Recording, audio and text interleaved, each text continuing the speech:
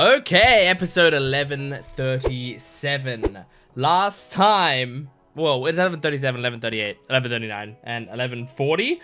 Last time, I'm not going to mention how close we are to catching up. I'm not going to do that again. Last time was it was insane.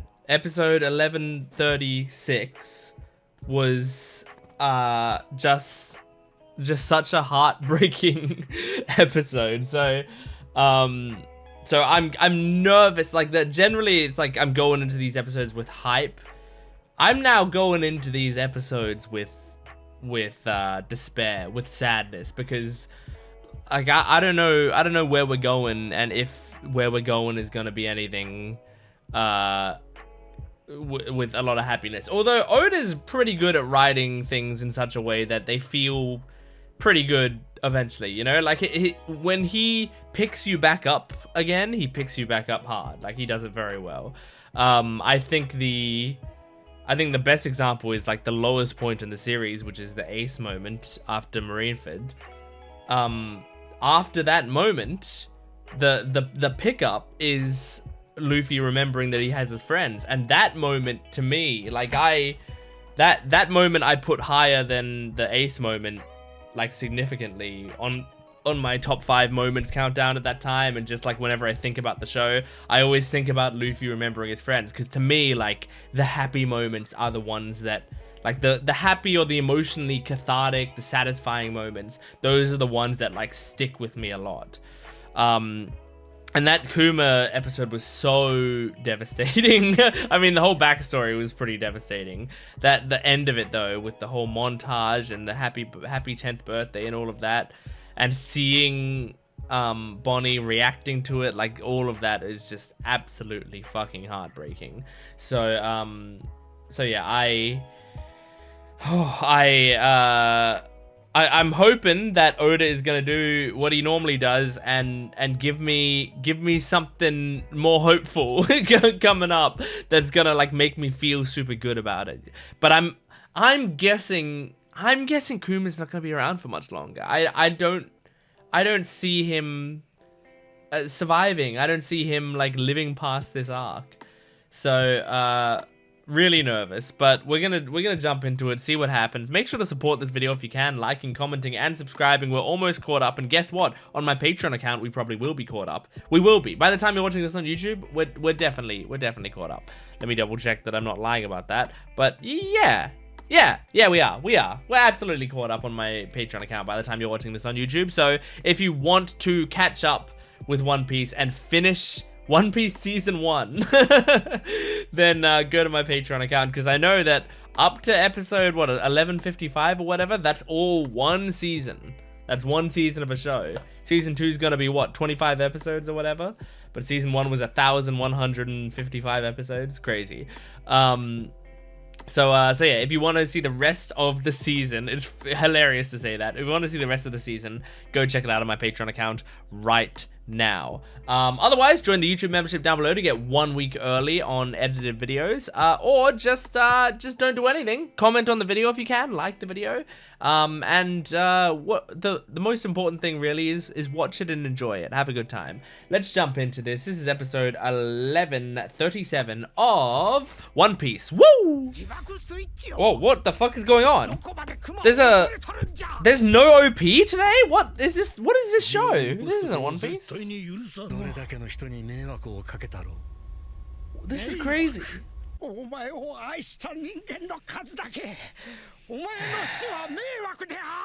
Yeah. Oh, I wanted to talk about that line last discussion. I forgot about it. Oh my gosh. This is... I can't believe we're starting with no OP or anything. We're just in it. Like, no recap is one thing, but... I mean, that was recap, but... And it's all... It's in... You know... Movie... There are the black bars, is what I'm trying to say. Letterboxed. Oh. You gonna hug him? Gonna hug his legs? You gotta hug him. Hug him and then make him younger, just as a... Oh, she went to a normal form. Oh, that's so nice. Oh, that's... Oh, what a scene to start with. And her going back into her normal form for that. Oh, that's heartbreaking. But also heart-mending. Is she just gonna be in her regular form a lot from now on? Whoa, it's like a Pokemon badge.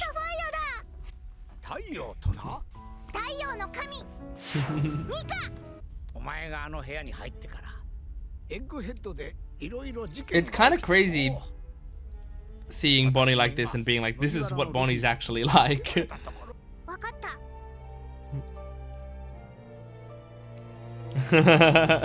Telling the story in a very dramatic way. Oh, yep, now, yeah, that's right. We're back here again.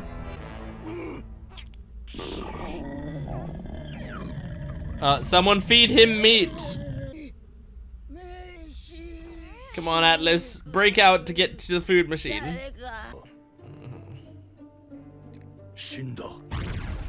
Oh my god, oh my god, oh my god. Look at that mouth. Mm-hmm. Are they gonna do anything about this?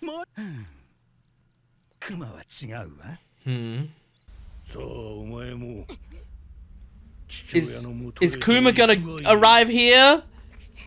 Is he gonna fall from the sky? Is he?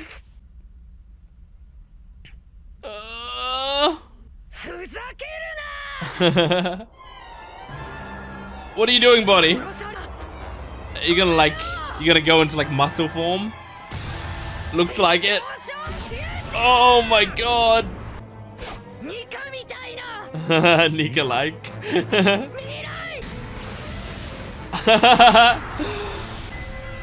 It's like Gear 3. Yeah, he just sent it away, right?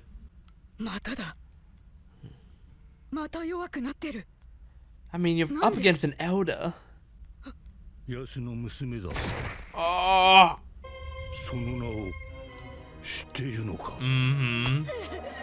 And you shouldn't know that name, and he's not happy that you know that name.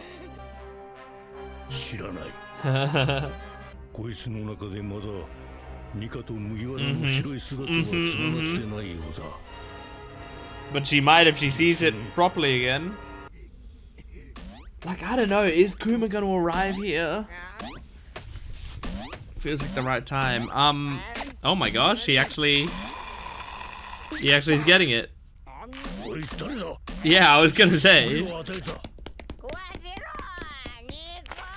Who put the food there?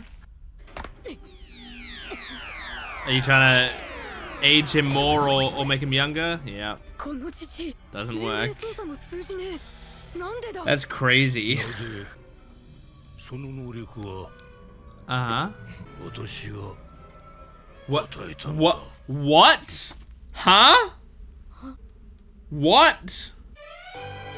Hang on, because I was wondering like how she got the power, right? Because I was like, they didn't show it. Oh, Kuma?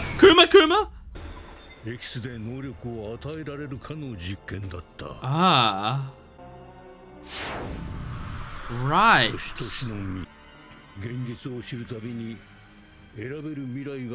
Oh. Yeah, that's so interesting. That's like a free run power. Oh, I love that. I love shit like this.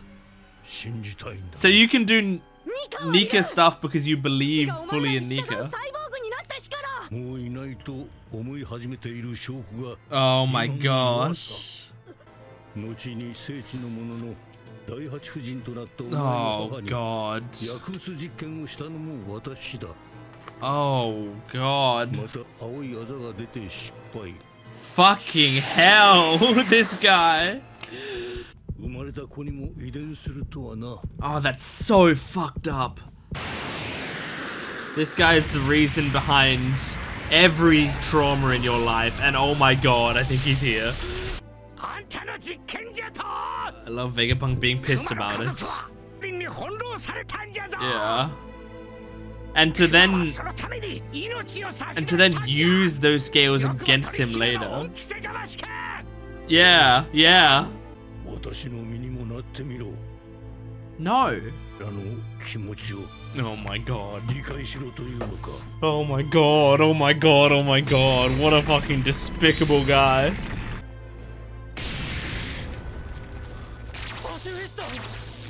No, it's better. It's the OG.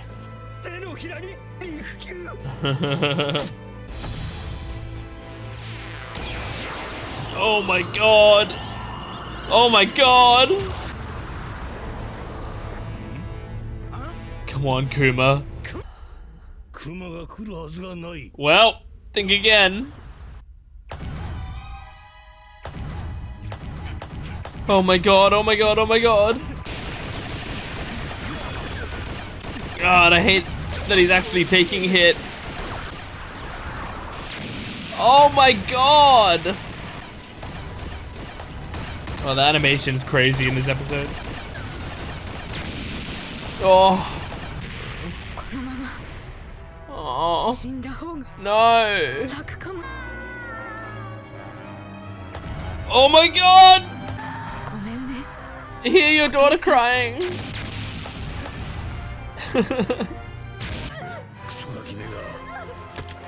Oh my god! What the fuck is wrong with you? Oh, oh my god. Oh. Nice, nice. No. No. Oh. Oh, Jesus. No, no, no, no way. Yes! Yes! Is he holding on to it? Or did he take it?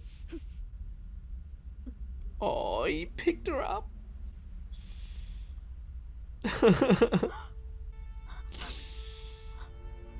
Oh. He took it. Oh.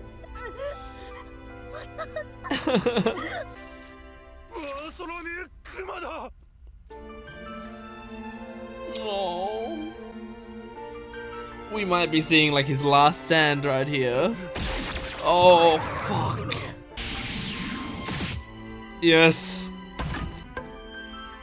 Just break the cane. Just do it. Like it'll be annoying for him. Even if you end up dying. Oh, she's going back into her normal form. Yeah, looks like it.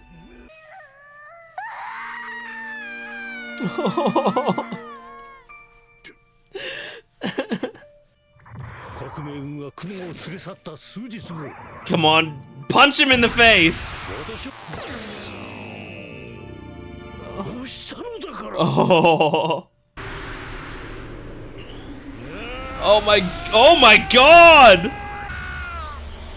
Oh my god, it's it was like the it was like the Luffy punching the Celestial Dragon shot. That's awesome.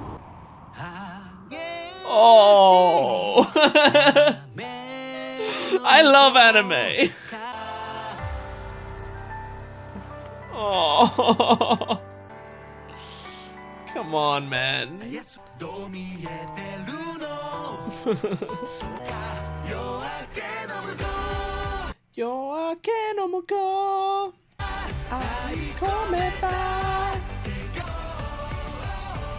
Oh, the necklace.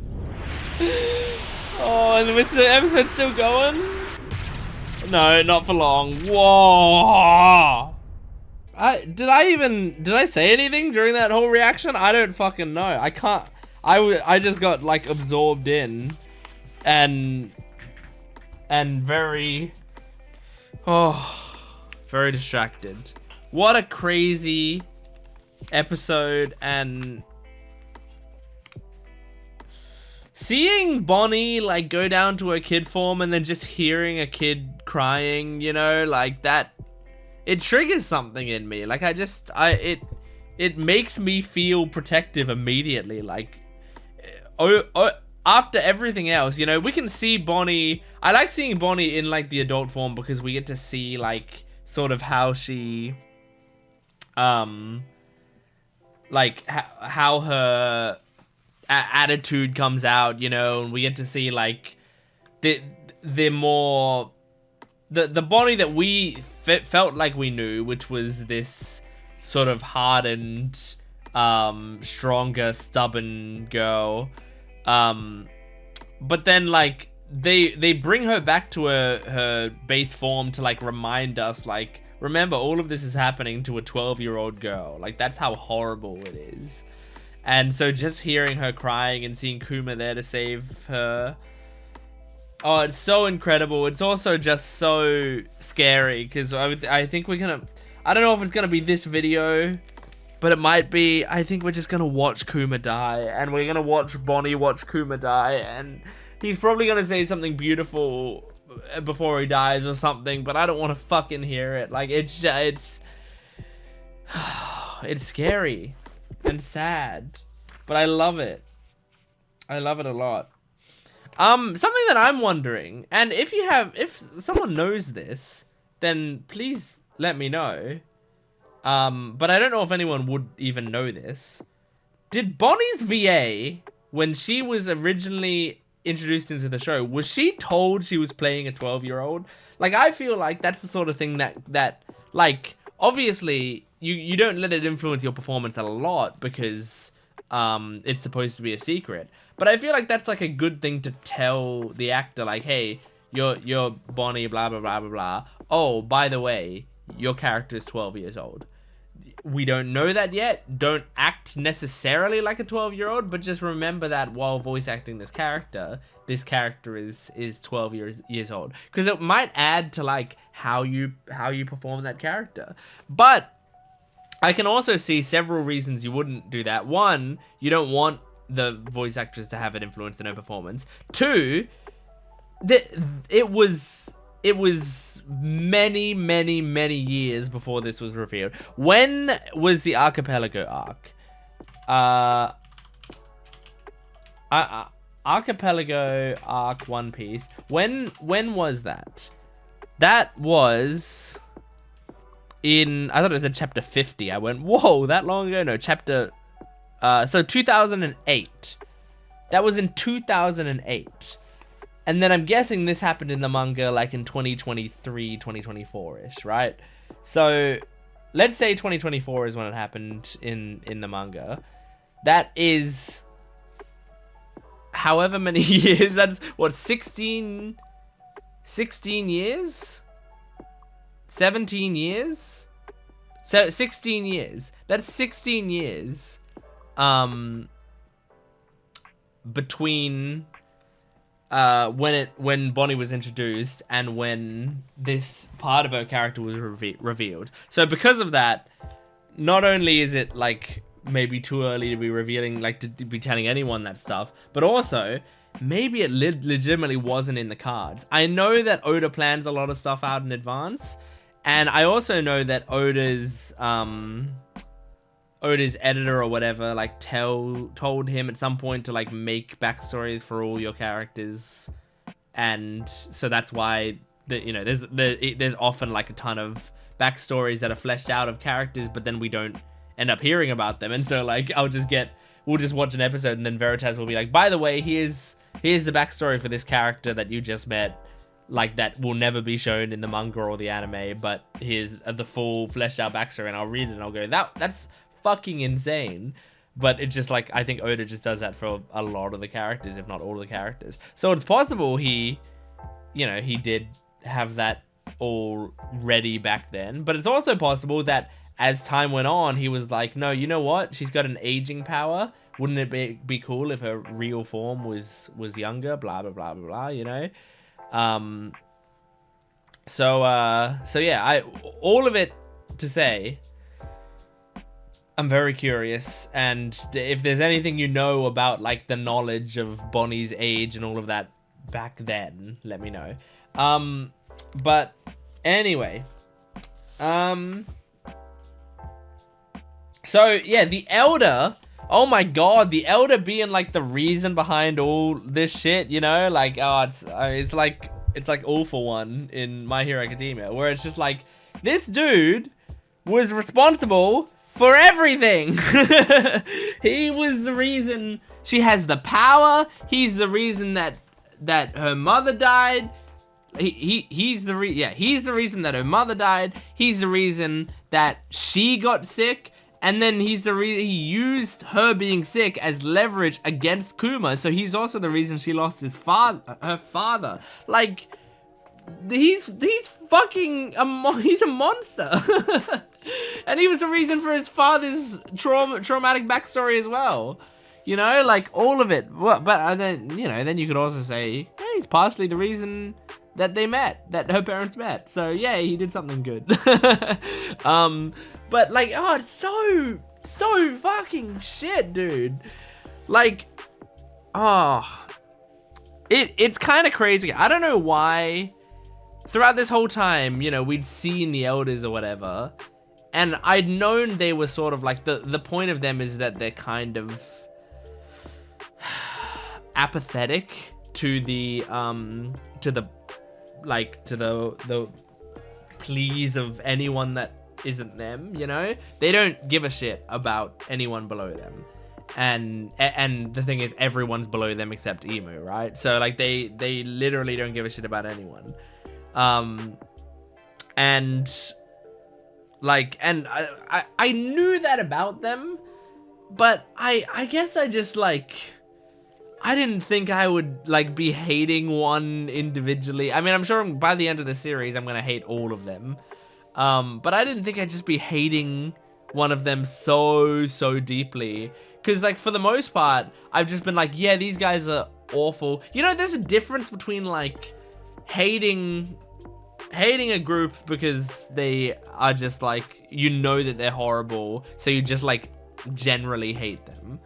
And there's a difference between that and a very personal hatred of like, this specific person did this specific thing and this specific thing and this specific thing to this person who I care a lot about, you know, like that's a different thing. So it does make it so that like sometimes you'll be even madder at someone like Spandam or Arlong. You'll be even madder at them because they hurt Robin and Nami respectively, right?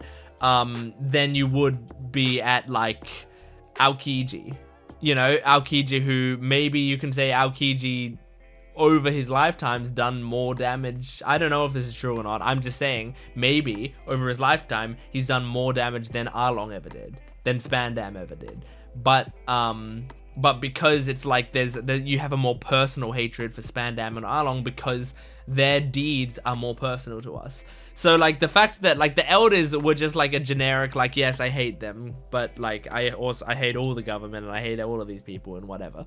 But now it's like a very targeted like, oh no, fuck this guy in particular. And I mean fuck the Elders in particular, but like, oh oh man, oh man, oh man. Oda knows how to get me angry. But Kuma's here. Yeah, that's the other thing I wanted to talk about. Her power. What? So his wording of it was the shit of dreams, man. I love this shit. Where did he say it? Yeah, here it is. Okay, that power allows you to transform. I can put it up on the screen for you. That power allows you to transform into any possible future version of yourself, right? But the more you know of reality, the narrower your potential becomes. I love that shit. I love that shit, right? I've written stories that incorporate this a lot, where this is the sort of shit that I really like in power systems, where it's like the powers I really love when the powers are influenced by the user's perception of them. That is my fucking jam. That I can play with that all day, because I think you can do so many fun, interesting things with that idea in itself. So like, and like, so I love this because it reminds me of Freerin. Like Freerin is a great example of this, because in Freerin, magic is the realm of imagination, is what I think they say in that. By the way, Freerin's coming back next season. I'm so fucking excited. In a few weeks, actually, by the time this is out on YouTube, the season's probably already started. I'm so excited. Anyway, so yeah, in Freerin they say magic is a realm of imagination. So it's like, to be able to do shit in Magecraft, you have to be able to imagine it. You have to be able to picture it, right? And so because of that, you know, a lot of the time you can't like do something incredible if you truly can't imagine yourself doing it. And so what's really interesting about that is there's a character in the series called Ubel who is incredibly interesting because she's kind of fucked up, like just in the head. She doesn't have her head on straight completely. And because of that, she can imagine herself doing way more than she should be able to. And because of that, she's a fucking fantastic mage. Like, she's really... She can do things that literally no one else in the series can do. Because in her mind, she's like, well, yeah, of course I can do that. Which is, like, crazy. So, I love that concept so much. I think it's so fucking genius. And what was the other thing that I'm thinking of? Oh, Undead Unluck is another example of that, right? Where, in Undead Unluck, if you don't know, Undead Unluck's power system is based on the idea of negating things. So every power is an unpower. So Undead is a character who negates death, right? Unluck is a character who negates other people's luck, basically makes them very unlucky. And so there's a lot of characters in that have whatever, right? And I need to rewatch Undead Unluck, especially since there was a special that came out recently that I have to watch at some point, and season 2 is coming out at some point.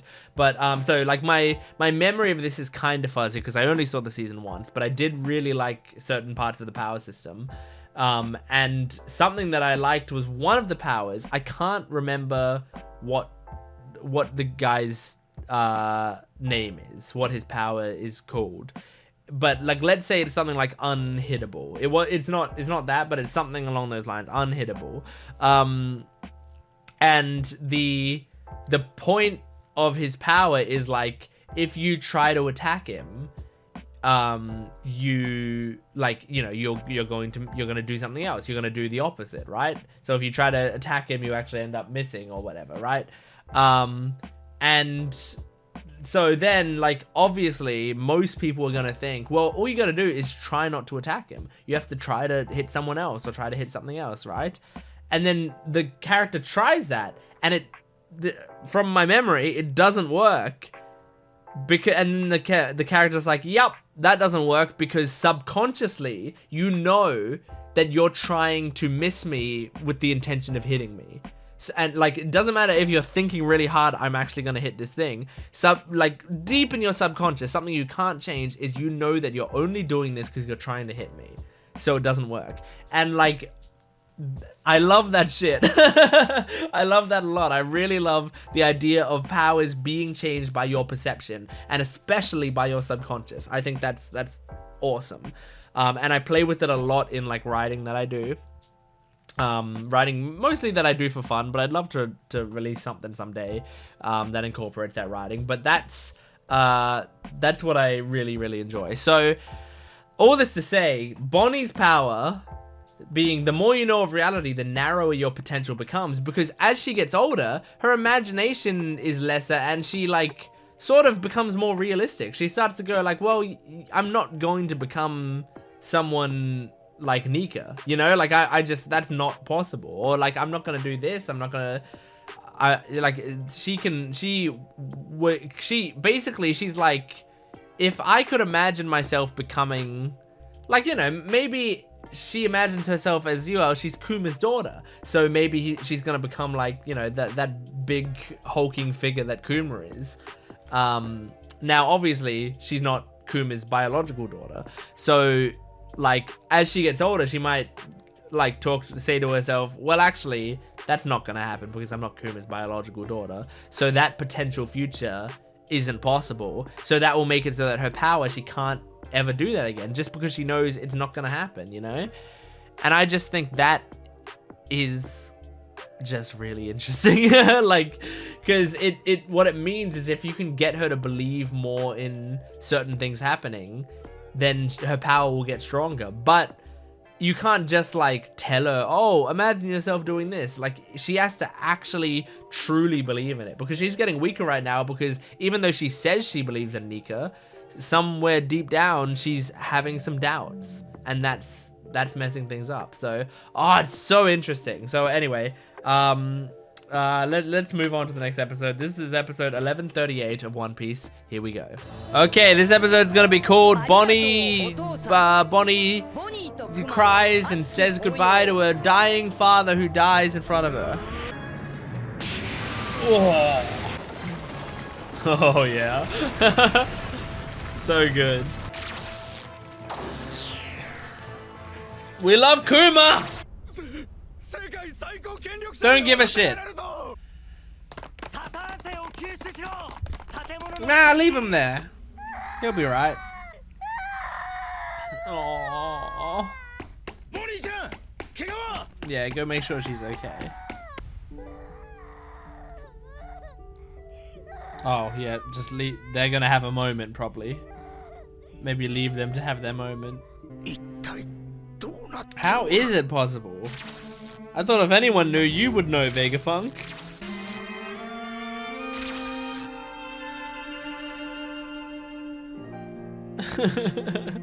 He's so gentle with her. Oh. Frankie.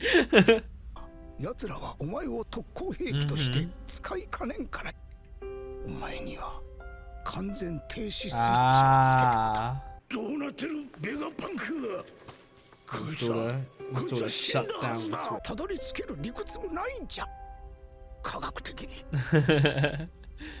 He's betraying science. It's their fortitude, their mental fortitude, their emotional fortitude. Are you up, Kizaru? Oh.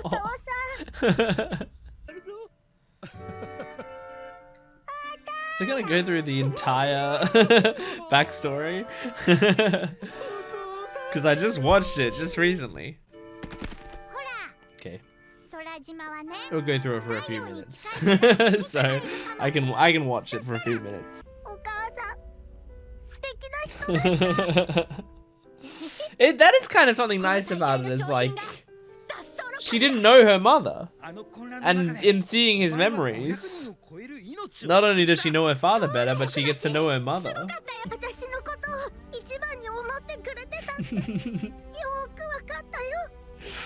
You saw that firsthand? Yeah. Oh, and she got to see every single letter he wrote.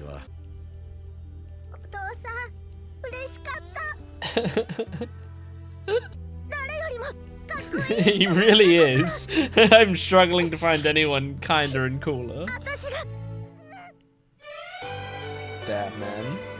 So much recap, but but very cute. Here we go. Here we go. He's back up. Oh my god. He's got such a cool design though. Oh my god. Oh my god. Yeah, it did. No. But at this point, who cares? They're trying to kill you.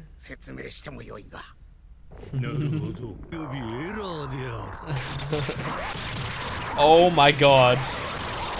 Is he doing like a full transformation or... Whoa. No, he's just healing up. Yeah. That's fucking crazy. Yes, Sanji! Yes, Sanji! Yes!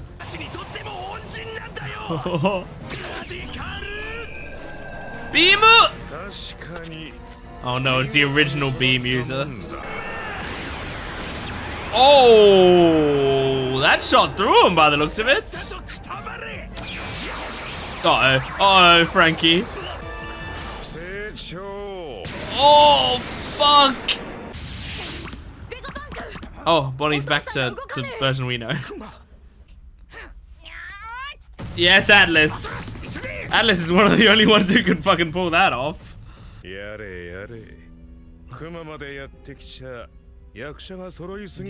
this is an important island right now. It's insane. Yeah, remember the whole dance? Even you had fun, Kizaru. Yep. Oh my god.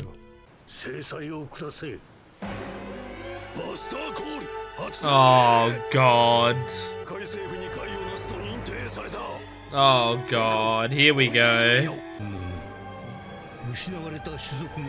But you're still on the island, Elder. Awakened an ancient god. I mean, yeah, I can see that. Damn.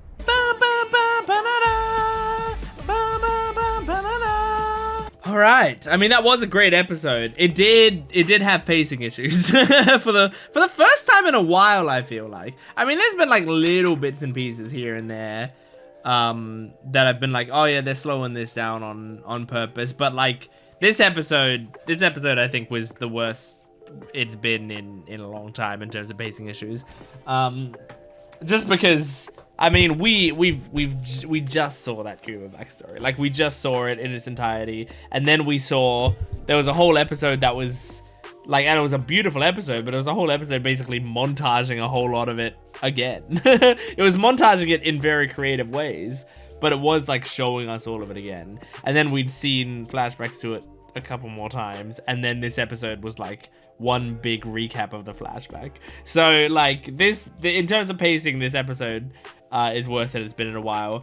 But like that, it kind of like reminded me how good I have it now. You know, the fact that for a while I feel like the show's been in a pretty good state.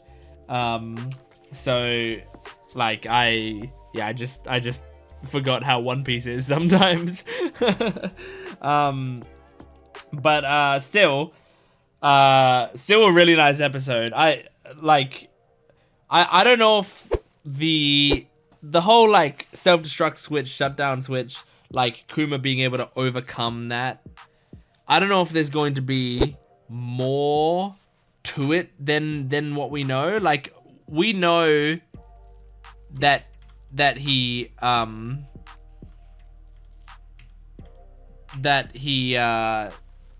didn't. Sorry, I got distracted because I was finding that section. Like, yeah, we know that he's part of the Buccaneer people, and so like that factors into it. And so we heard Vegapunk talk about it, but it's not like. And then later he said something about like, if you can believe it, it's the power of love. But I wonder if there's gonna be like an extra thing that we learn later that's going to be like, oh, and here's exactly why it didn't happen, or if it's going to be more of a situation of like, we understand the point is he cares so much about Bonney and he's part of the Buccaneer people, and those two combinations of things together like allowed him to overcome this, and like that's enough of an answer. They don't need to answer the question any more than that, but I'm just wondering if we're going to get more of an answer there, because sometimes you think like, oh, I just assumed this is just how things are, and then you learn later on actually that was something that you should have been questioning, and now I will answer that question. You know, like it happens with One Piece quite a lot, I feel like, because Oda created a world where stuff that's so crazy or silly or dramatic or whatever can happen. So sometimes things just happen and you don't question it, and you just go like, oh, whoa, that's crazy, and then later on you learn why that is the case, and you're like, oh, I didn't think I was gonna get an explanation for that. But something that I thought during this episode about Bonney's power, something that I kind of came to a realization of, and this is maybe actually, like, this makes things click for me a bit more, is I was watching this episode and we saw her, she was in her child form, and then she like jumped down and turned back into the Bonney that we know, the older Bonney, the adult Bonney, and then started talking to people, right? And I was like, it's like, what I immediately thought was, it's such a change. Like, it's not just like the voice actress changes. It's like the voice actress, the demeanor, the delivery. I don't know if the voice actress changes or not, but I feel like she does, because, but I guess I don't know that. Maybe I need to find that out. I think it's the same voice actress. By looking it up, there are two different voice actors for Bonney, but I think she changed voice actor during the show. So that's not what I'm talking about. Like, but I'm talking about like the flashback Bonney and the kid Bonney and then the adult Bonney. I think they're the same voice actor. In which case, extremely impressive, because like she changes so much.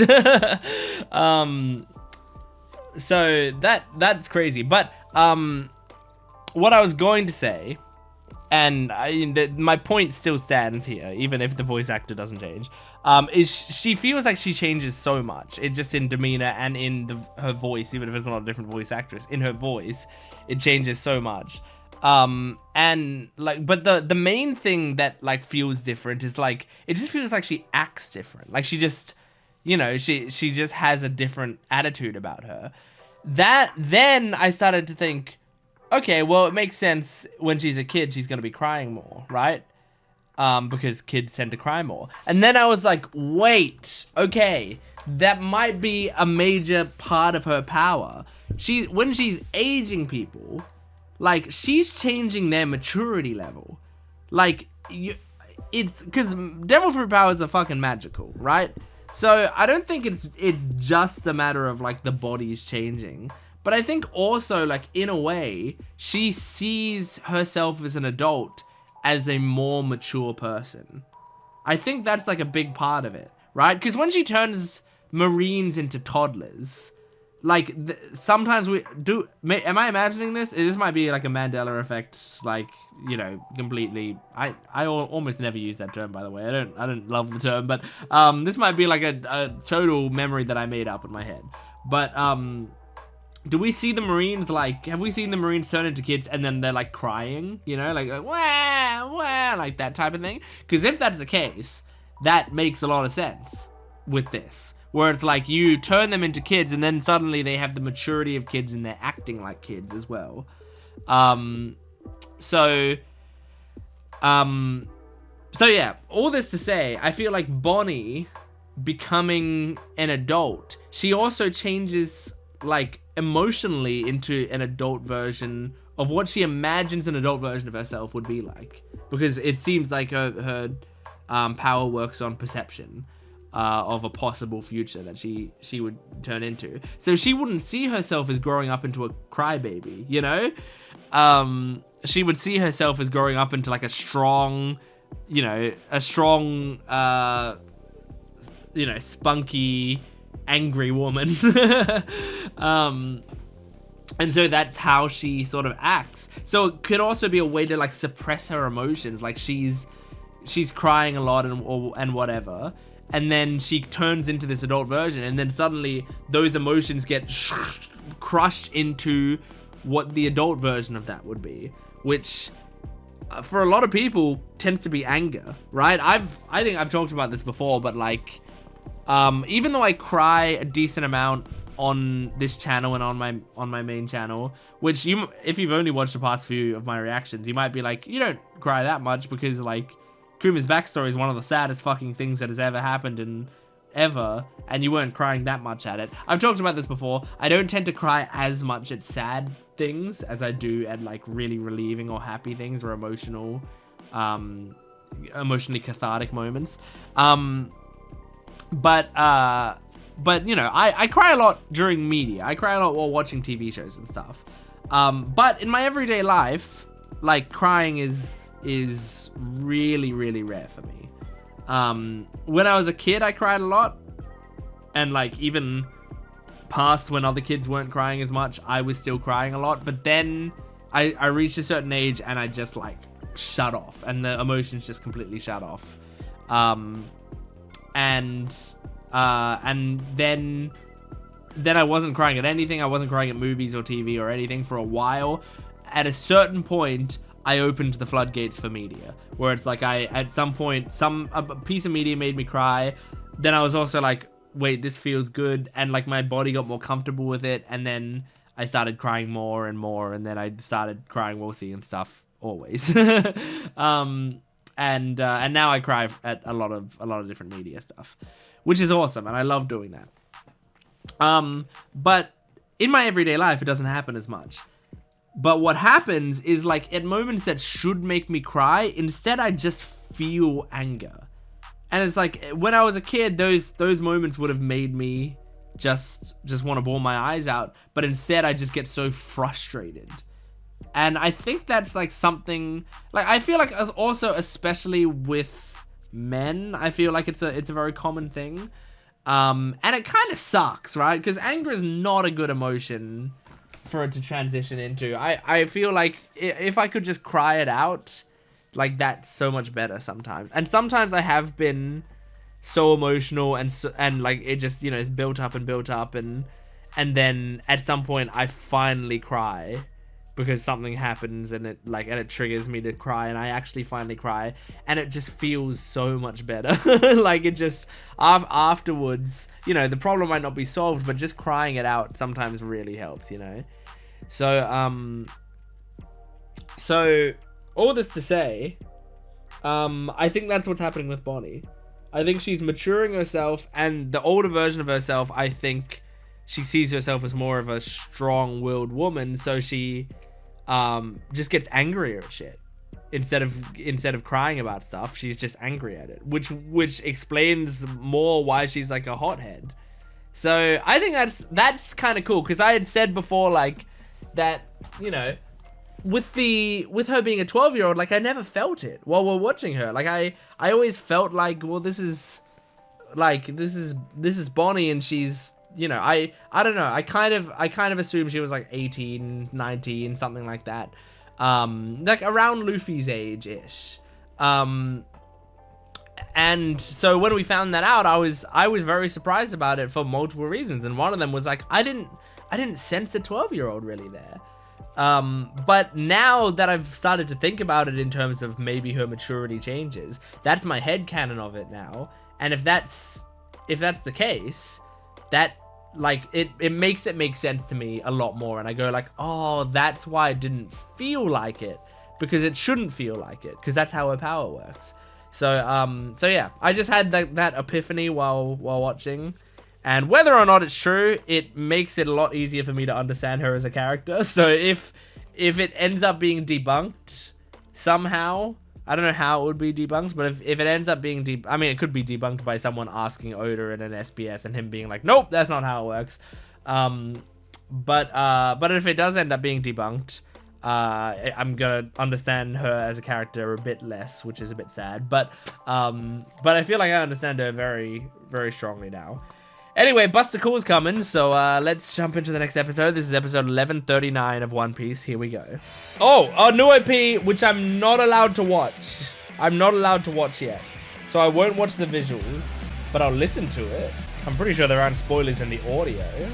Yeah, Veritas said avoid looking at it for like 7 episodes. So I will try to avoid looking at it for 7 episodes.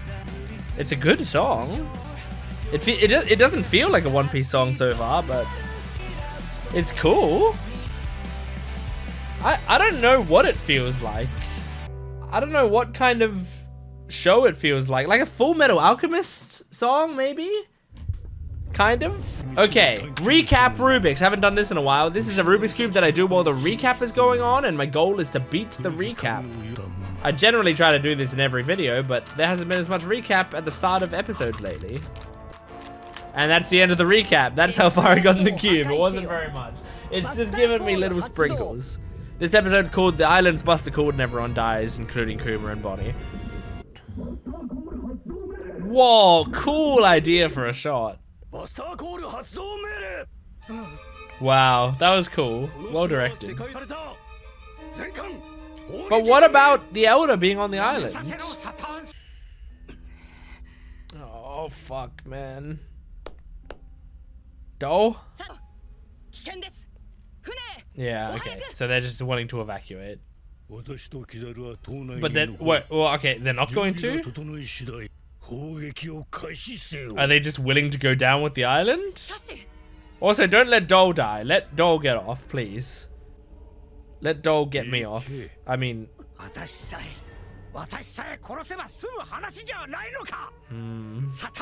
Well, there's also Luffy here, there's Bonney, there's Kuma. They want all of them dead. Plus anything you might have researched, any people you might have told.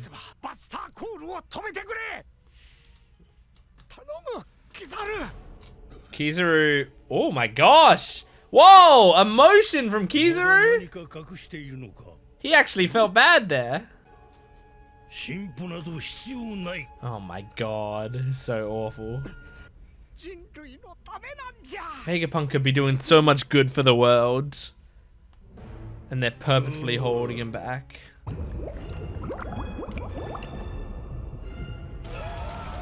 Oh my god. Jesus. This is just like them shooting down the evacuation ship in Robin's Black story. Oh, fuck, man. Oh, cool shot.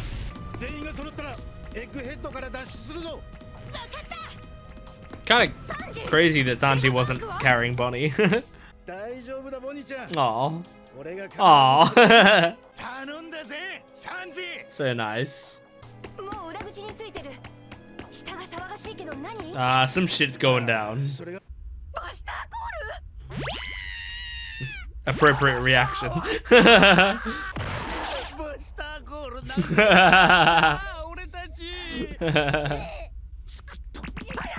Well, think about Robin. Robin's dealt with one more Buster Call than everyone here. Like, yeah, look at her. Oh. Oh, Chopper went from panicking to like comforting her, you know? He was like, oh fuck, we're fucked. And then when it went, everything's okay. Come on, Lucci's pretty fucking strong.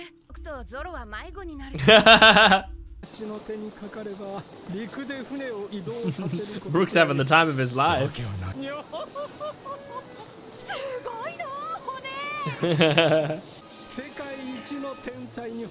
Yeah, really. It's a huge compliment. They have no idea how to stop. I like her being on the edge of her seat.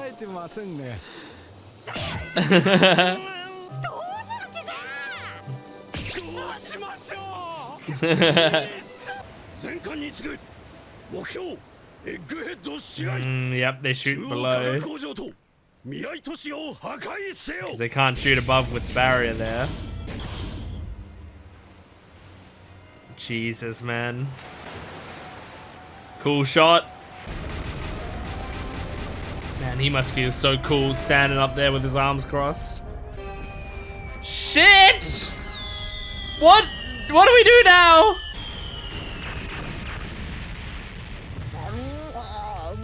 Luffy's still eating. That's good. Well, you should be pretty healed up. So, I mean, did Luffy just press the buttons on the machine himself? I thought someone else pressed the buttons on the machine and, like, gave it to him, but... Maybe they showed that as one of the shots and I just didn't see what I was looking at.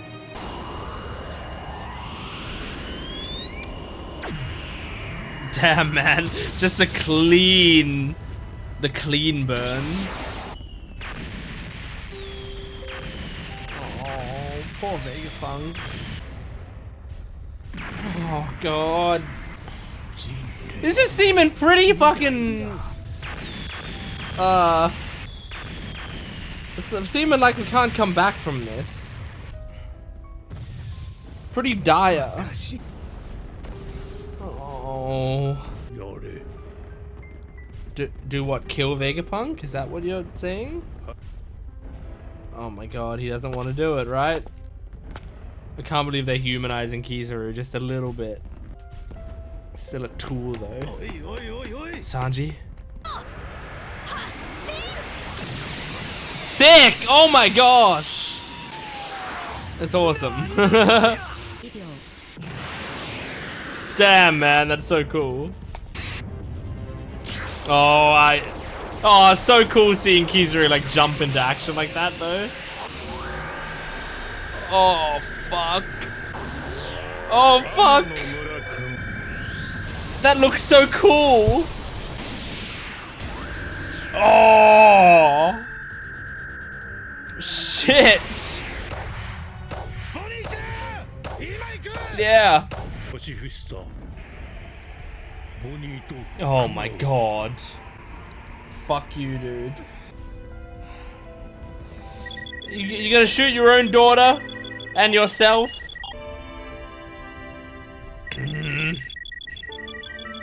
They can't do it. They can't do it. Come on.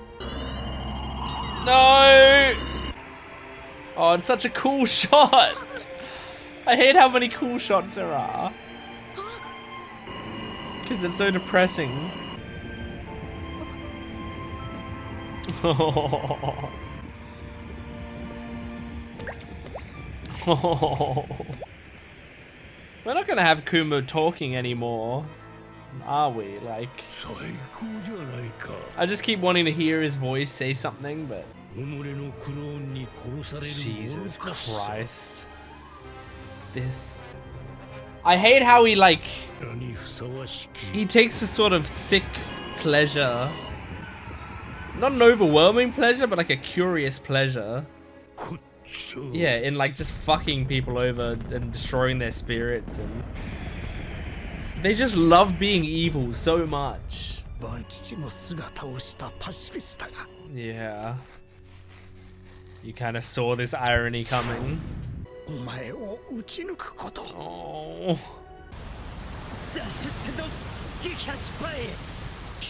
Oh. You failed at killing the escape vessel? So the ship that was sinking is a marine ship? Wait, they were faking us out? Okay. That was a good fake out. That was a good fake out. Oh, a new ED. I don't know if I'm allowed to watch the ED. I think I am. I don't think I was told not to watch the ED, right? This song? Yeah, I was only told not to watch the OP. It's just an ED of the Vegapunks hanging out. I love it. And this song's awesome. I love this. It's really cool. With the Nika imagery. Focusing on Lilith is interesting. Okay, solid episode.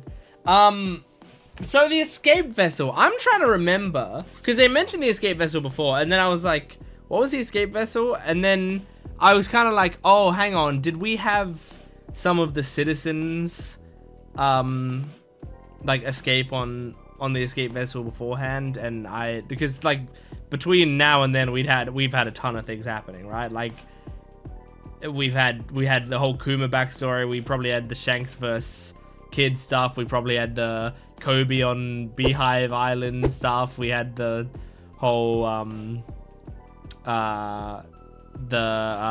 emu at the Reverie, and all finding out all the Reverie stuff, and like that, just, you know, there was a lot of stuff that was happening.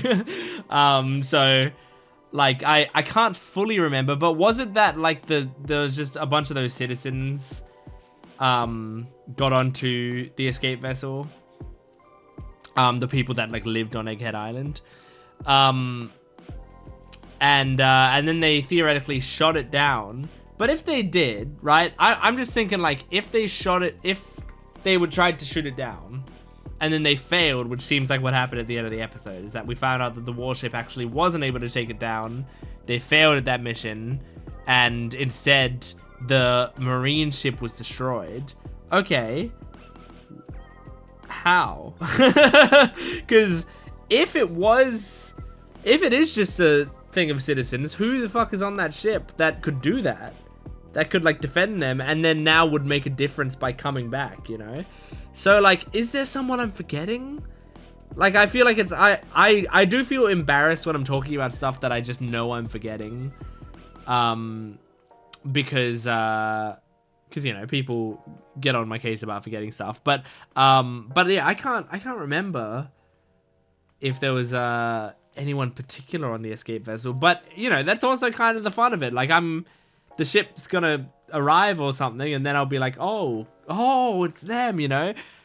All I can think is, wasn't there a point where we saw Blackbeard's ship outside of Egghead? Wasn't that a thing? I swear we saw the big raft, and then we haven't heard anything about that since. Like, I know Blackbeard was fighting against Law, right? He was fighting against Law, but I think that was before. And I think he beat Law and then like fucked off. And then I thought after that, chronologically after that, I thought he was outside Egghead. So all I can think is like, what if Blackbeard shows up? But I don't know, and I don't know what that would do and why he would show up right now. I mean, like maybe just because he's like, they're gonna kill Luffy and I want Luffy's fruit, or like I got no idea, man. Really no idea. So the government, or specifically this elder, being like, yeah, you want progress, and you're like, yeah, you're saying if we busticle this island, we're sending us back in scientific progress, but we don't need progress. Like, that's what he said in this episode, was like, we don't actually need scientific progress. And it's so evil, you know? Like, it's, you can just, you just can see, like, how fucking evil these people are. Because, like, that's the thing. Like, scientific progress, they could do so many good things for so many people in the world. And yet, like, the government holding it back because it could be used against them in any way, you know? Anything that could stop them from possibly being in charge in the future, they are not having it. And yeah, it's just so evil. So yeah, just despicable, awful stuff. Yeah, man. Yeah. Anyway, and I loved that ED. That new ED with all the Vegapunks like hanging out, watching the TV together. It's really cool. I don't know. I love the Vegapunks characters so much. Like, so much. So just having a fun ED of them all just hanging out together, watching Nika on the TV. I think it's just nice. It's very nice. So, yeah, there's not too much for me to discuss in this episode, so I'm excited to just jump into the next one. This is episode 1140 of One Piece. Here we go. I've been reading Berserk. Okay, oh, this episode's gonna be called, the ship arrives, and on it, you should know who's on it if you've been paying attention. Oh, those explosion effects are very strange. Very different to the art style. They're like real life explosion effects. Are we gonna see Luffy do something?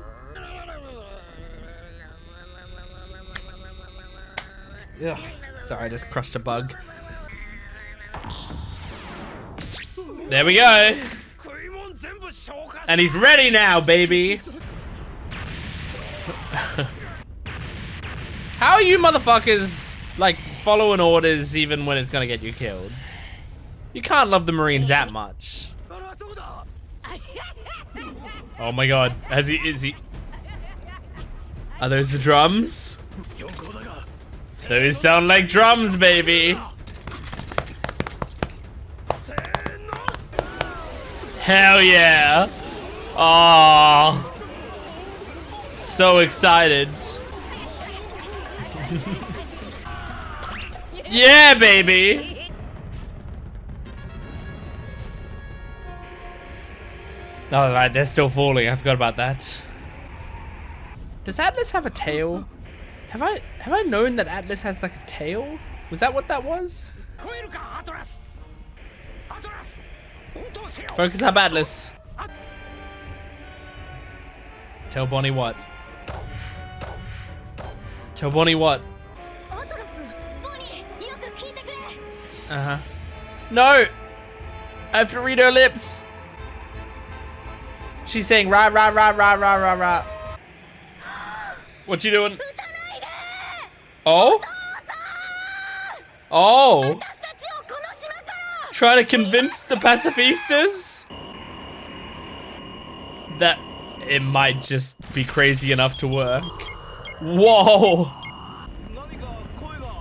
She can control the pacifistas? Oh my god, she can control the pacifistas. Is she a higher priority level? There's a lot of weird looking 3D in this episode. I mean, there's a decent amount of 3D in the modern show that I think blends pretty well. This episode is not blending quite as well. Hell yeah, dude! Oh my god. Oh my god.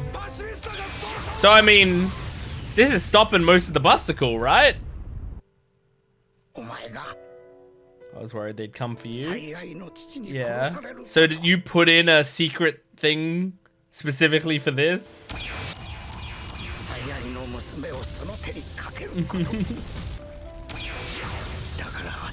So she's highest priority? Yeah.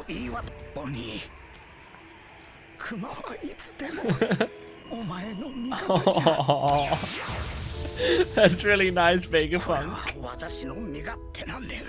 He's so cool, man. Vegapunk's so great. Oh. Oh. Don't tell me. Oh, fuck. Oh, fuck. Jesus. Oh my god. No, no, no, no, no. Oh, fuck. Sanji's jumping into it. Sanji, you need to grab the light touching gloves from Atlas, or maybe just Atlas to fight. And Sanji can just use Haki. Oh! Oh, maybe Luffy can just come in. Oh, shit. Oh, shit. Round 2, motherfucker. And Bonnie's gonna see Nika? Bonney and Kuma.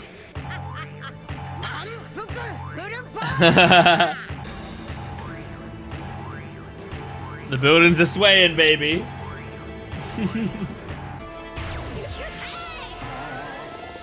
Oh, fuck!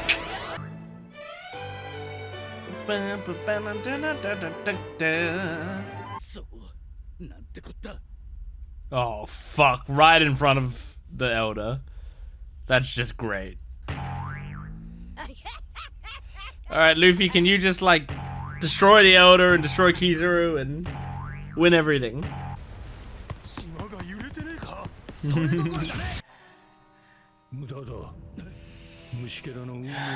Oh. Oh, okay, okay, okay. Please. Please, Luffy. And please, Bonney, see Luffy at his coolest. Oh yeah, what about this motherfucker? Didn't his eyes, like, light up? And yeah, okay, it did that before. Okay. And last time it did it, it was when Luffy was in 5th gear. Yes, the rhythm.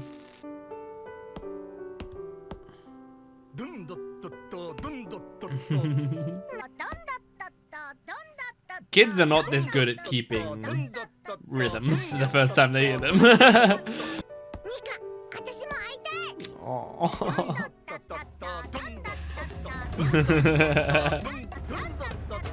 I love hearing the real drums of liberation over top of them doing it. It's cute. Yeah, baby. That's right, you're friends with Sun God Nika.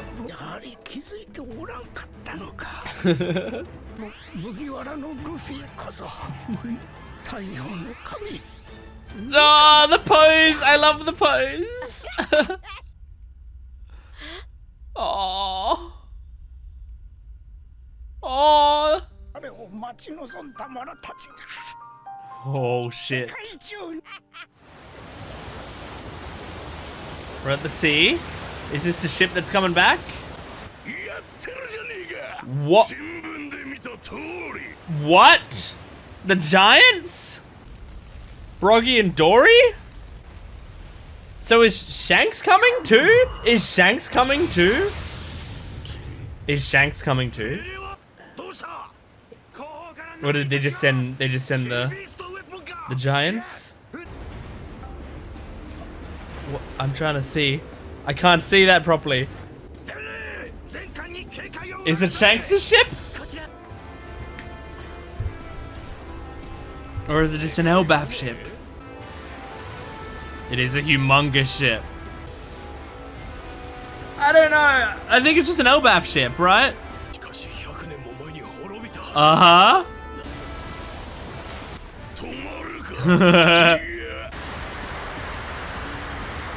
Oh, this is sick. Oh my god. I can't believe we're gonna get Dory and Broggy here. That's not what I was thinking at all. Also, I think I have a clarification to make about my ship discussions before.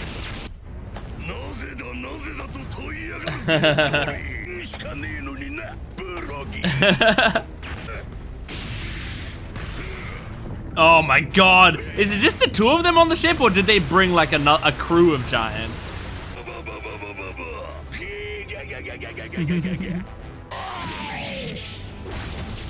Oh my god. Hell yeah, dude. Hell yeah. I miss Shaka. I really like this ED. I like it a lot. Okay, nice.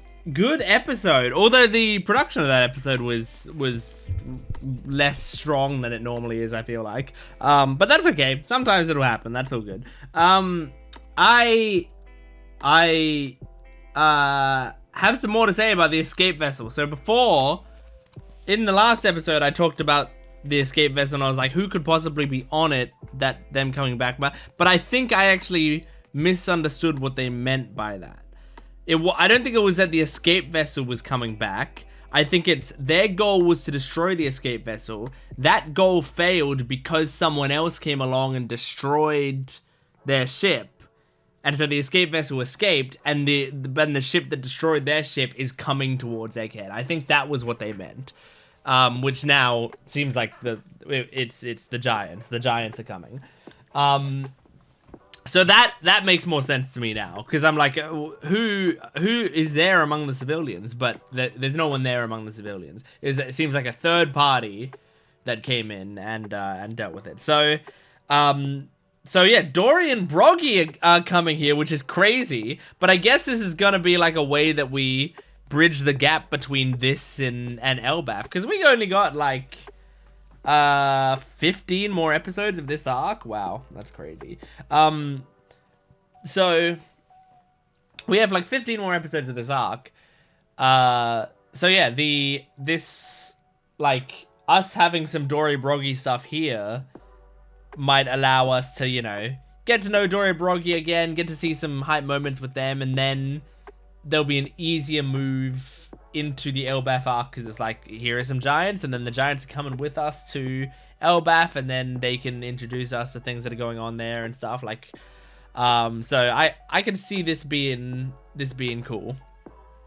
And man, I'm excited for the Elbaf arc, but I'm also excited to see what Luffy can do. I mean, this whole episode was like building up to Luffy doing something. He didn't do anything yet, but it was very cool to see finally the moment of Bonney seeing Luffy and having that, and hearing the drums of liberation. I like hearing the drums of liberation, and then like, putting the flashback of the don dot dot dot don dot dot dot, but putting that over the drums of liberation actual, so we can, you know, hear what she's imagining and also what she's hearing.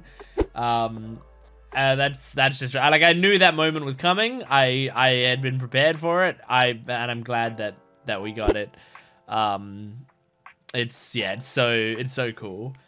I hope Vegapunk's not dead, man. Like, it looks like he's dead.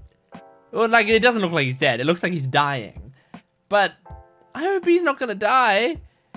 Like, I don't need him, you know, because, I mean, you know, I always talk about Gent's law, whatever, right? Gent's law, the impact of his character's death must be greater than said character's accumulated value if they would remain alive for the rest of the series.